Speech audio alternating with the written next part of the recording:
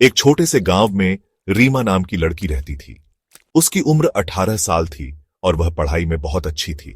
रीमा के पिता रमेश एक किसान थे। उनकी कमाई साधारण थी, लेकिन बेटी की हर ख्वाहिश पूरी करने की कोशिश करते थे।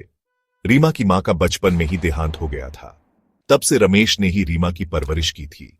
वह खुद पुराने कपड़े पहनते, लेकिन रीमा को हमेशा नई किताबें और अच्छी शिक्षा दिलाने का सपना देखते। एक दिन रीमा का कॉलेज में एक महत्वपूर्ण भाषण प्रतियोगिता थी। वह बहुत घबराई हुई थी। उसने अपने पिता से कहा, पापा, मैं ये नहीं कर पाऊंगी, लोग मुझ पर हंसेंगे।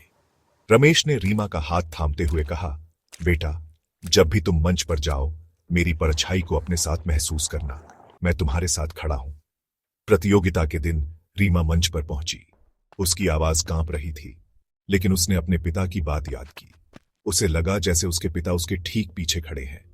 वह आत्मविश्वास के साथ बोली और प्रतियोगिता जीत गई। जब वह घर लौटी तो उसने ट्रॉफी अपने पिता को दी और कहा, पापा, यह आपकी जीत है।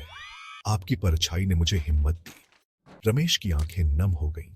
उन्होंने रीमा को गले लगाते हुए कहा, बेटा, जब तक मैं हूं, मेरी परछाई हमेशा तेरे साथ रहेगी। पिता का प्यार और समर्थन अक्सर शब्दों में नहीं, परछाई की तरह हमारे जीवन में साथ चलता है। उनके त्याग और हौसले से ही हम अपने सपनों को सच कर पाते हैं।